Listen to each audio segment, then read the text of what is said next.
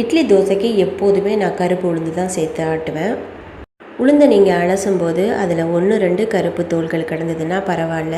சுத்தமாக வெள்ளையாக க்ளீன் பண்ணாமல் கொஞ்சம் கருப்பு தோல்கள் இருக்கிற மாதிரியே பார்த்து எப்போதுமே இட்லி தோசைக்கு அரைச்சிக்கோங்க. நான் தோல்களை எல்லாம் அலசிட்டு இந்த மாதிரி வெயிலில் காய வச்சு ஒரு டப்பாவில் சேர்த்து வச்சுப்பேன். கருப்பு உளுந்தை ஊற வச்சு நம்ம தலைக்கு தேய்ச்சி குளிக்கும்போது எந்த அளவுக்கு முடி ஷைனிங்காக கருகருன்னு இருக்கோ அதே அளவுக்கு இந்த தோலில் நமக்கு நிறைய சத்துக்கள் இருக்குது. மறுநாள் தலை குளிக்கிறீங்க அப்படின்னாக்கா முதல் நாள் நைட்டே 1 கப் அளவுக்கு தண்ணி வச்சுக்கோங்க. 1 ஸ்பூன் 2 ஸ்பூன் உங்கள் தலைமுடிக்கு ஏற்ற மாதிரி போட்டு நல்லா கொதிச்சதுக்கு அப்புறமா மூடி வச்சுருங்க. மறுநாள் காலையில் இந்த தண்ணியை வடிகட்டிட்டு நீங்கள் தலையெல்லாம் குளிச்சுட்டு லாஸ்ட்டாக ஊற்றுற தண்ணியில் இதை மட்டும் சேர்த்துக்கோங்க. இது அலசினதுக்கு அப்புறமா வேறு தண்ணி எதுவுமே தலைக்கு ஊற்றிட வேண்டாம். இந்த மாதிரி நீங்கள் அலசிட்டு வாங்க. முடி கருன்னு ஷைனிங்காக இருக்கும்.